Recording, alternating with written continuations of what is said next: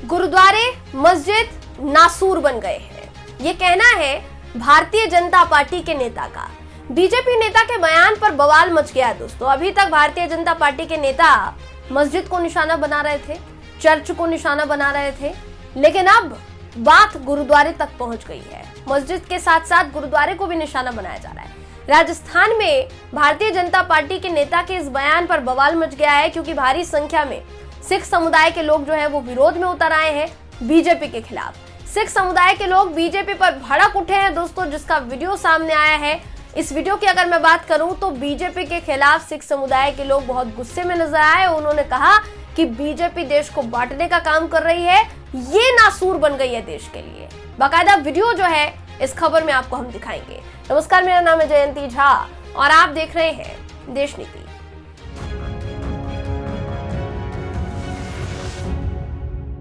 देश नीति, केवल सच्ची और पक्की खबरें। पहले मस्जिद और गुरुद्वारे को लेकर विवादित बयान दिया जाए, फिर बीजेपी नेता कह दें कि भाई मुझसे गलती हो गई है, मैं हाथ जोड़कर आप लोगों के सामने माफी मांगता हूँ। जिस बीजेपी के नेता ने ये बयान दिया है दोस्तों, नाम अब तक आपको समझ में आ गया होगा, संदीप दाइमा, जो कि राजस्थान की तिजारा विधानसभा से बीजेपी के पूर्व प्रत्याशी रह चुके हैं। इस बार बीजेपी ने सीट से बाबा बालकनाथ को उतारा है, जो कि मुख्यमंत्री योगी आदित्यनाथ के करीबी माने जाते हैं। 1 नवंबर को उनके नामांकन के दौरान जो चुनावी सभा आयोजित की गई थी, उसमें बीजेपी नेता ने ये विवादित टिप्पणी की थी।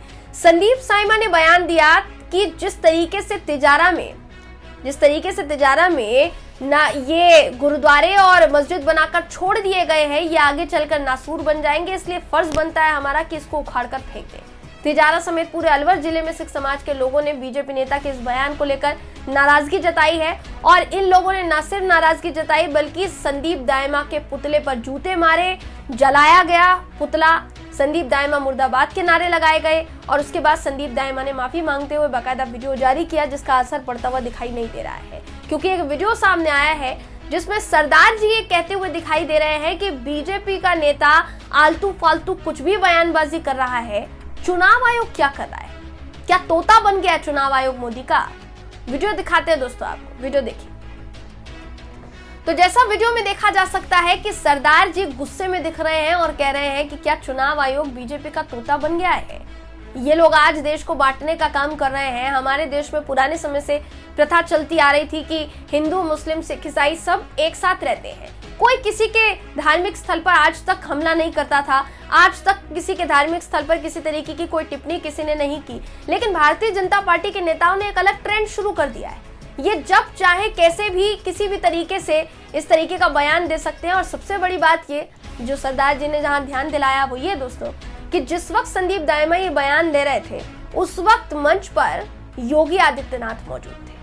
योगी आदित्यनाथ और बाबा बालकनाथ दोनों एक दूसरे के बहुत करीबी माने जाते हैं, और बालकनाथ जो है वो प्रत्याशी है तिजारा सीट से। तो अभी इस वक्त जो संदीप दाइमा है ये उन्हीं के नामांकन वाली सभा में पहुंचे हुए थे, और योगी आदित्यनाथ के खिलाफ इस तरीके का बयान दिया जा रहा था। वो साहब बयान दे रहे थे, मंच से उधर तालियां बजाई जा रही थी।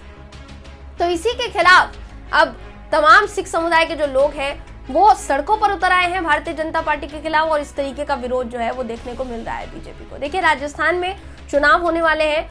चुनाव से पहले भारतीय जनता पार्टी बहुत कोशिश कर रही है कि किसी तरीके से कुछ सीटें अपनी हासिल कर पाए, लेकिन क्या ऐसी बयानबाजी के बाद वाकई में ये मुमकिन हो पाएगा कि इनको वोट जाएगा। जिस तरह से अभी ही ये डिक्लेयर कर दिया गया है कि भारतीय जनता पार्टी नफरत फैलाने का काम कर रही है, बीजेपी के नेता अगर नफरत फैलाने का काम कर रहे हैं, उसके बाद क्या वाकई में ये संभव है दोस्तों? क्या आपको लगता है कि राजस्थान की जनता बीजेपी को चुनकर लाएगी सरकार के लिए? ये एक बड़ा सवाल है दोस्तों, और ये खड़ा आप देखिए होना भी चाहिए। अब ये सोचिए आप कि सरदार जी जो विरोध कर रहे थे, उनका सिर्फ ये नहीं कहना था कि आपने गुरुद्वारे को लेकर इस तरीके की टिप्पणी की है, उनका ये भी कहना था कि ना तो आप मंदिर को लेकर इस तरीके की बयानबाजी कर सकते हैं, ना मस्जिद को लेकर कर सकते हैं, ना चर्च को लेकर कर सकते हैं, ना गुरुद्वारे को लेकर कर सकते हैं, क्योंकि ये आपके अधिकार क्षेत्र में नहीं आता है। आप कौन होते हैं बताने वाले कि क्या नासूर बन गया और क्या नहीं नासूर बन गया है। उन्होंने कहा कि बीजेपी नासूर बन गई है, बीजेपी का वो नेता नासूर बन गया है इस देश के लिए, जो देश को रोज बांटने का काम कर रहे हैं। तो तुष्टीकरण की राजनीति का दोस्तों अंत कभी ना कभी होना ही होता है। और आप ये समझ लीजिए, जिस तरीके से बयान पर प्रतिक्रिया सामने आ रही है, उसके बाद ये कहना बिल्कुल गलत नहीं होगा कि वो जो विरोध है, तुष्टीकरण की राजनीति का जो अंत है, वो कहीं ना कहीं सामने आ रहा है।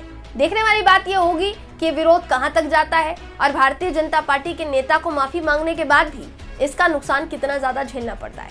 हालांकि आपकी जानकारी के लिए बता दूं, चुनाव आयोग ने नोटिस भेजा था, इससे पहले इस तरीके की खबरें आ चुकी हैं। चुनाव आयोग ने संदीप दाइमा को नोटिस भेजकर इस तरीके उनसे जवाब मांगा था कि ऐसा कैसे बयान उन्होंने दे दिया। और इसके अलावा बालकनाथ ने भी ये कहा कि बच्चा है, बच्चे से गलती हो गई है, बच्चों से तो गलती हो ही जाती है। तो अभी इस बयान को बीजेपी ठंडे बस्ते में डालने की कोशिश कर रही है, लेकिन क्या इस पर जो विरोध बरपा है वो ठंडा हो पाएगा या नहीं, इस पर फिलहाल सवाल बरकरार है। इस खबर पर आप क्या सोचते हैं, आपकी क्या राय है, कमेंट करके जरूर बताइएगा। वीडियो अगर आपको पसंद आया हो तो वीडियो को लाइक कीजिए, शेयर कीजिए, चैनल को सब्सक्राइब करना बिल्कुल भी ना भूलें। फिर मुलाकात होगी आपसे अगली वीडियो में, तब तक के लिए